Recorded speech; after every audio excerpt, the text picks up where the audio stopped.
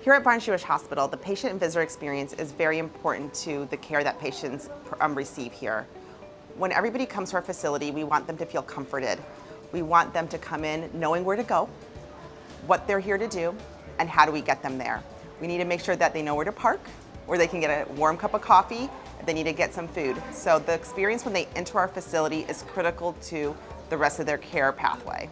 The challenge there and the opportunity was that the entrance experience for the south of campus now needed to be improved, and improved by a lot. We started with a lot of brainstorming with executive leadership at BJH and BJC, which also included some leaders at WashU, to try and reimagine and revision what that entrance could be like. Obviously making it as welcoming and warm and inviting for folks as possible. Really connecting that with the garage entry, because really the entrance experience started when people getting out of their cars in the garage, and then how they work their way up through the garage, across the bridge. Really clarifying wayfinding and the navigability of the entrance was probably, in so many words, a high priority for leadership, folks that work there or work here, as well as visitors. The environment plays such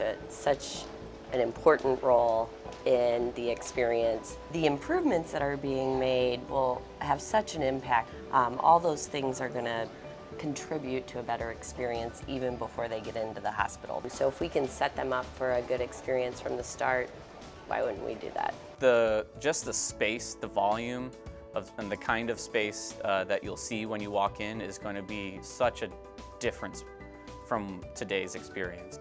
The addition that we're putting on the front of East-West Pavilion, that two-story glass volume, especially at night, will be lit up. It'll be impossible to miss where the entry is now. It'll be very clear where people are going. I think we've improved the traffic flow. We really tried to look really hard at ways to create sort of anchor points at places that could serve as those congregating areas where people could say, meet me at this spot. We're really focusing on using artwork to create those new anchors. So we spent about 12 months working with BJH leadership as well as the various department heads on the best way to approach the project, and that required us to really reduce the valet drop-off to a small portion. But the plan is that will be a short-term pain for a long-term relief, because once we get this new valet open, they'll have all of their space and we won't have to relocate the front entrance multiple times. So we closed it in June of 22, and it will be reopened in the spring of 23.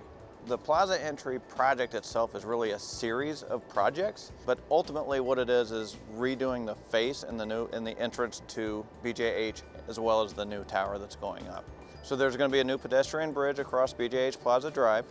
Along with that will be new lobbies in the parking garage and new entrance spaces in BJH Hospital itself. So the escalators are going away and we're going to elevators. We're going to have new lobbies, new gift shop, a new coffee shop, and a few departments are getting renovated as well. It is our job to make sure that we help minimize all of those feelings that they may have. We want them to feel supported, cared for, heard, and know where they're going. By redesigning our front lobby, we are doing all of those things.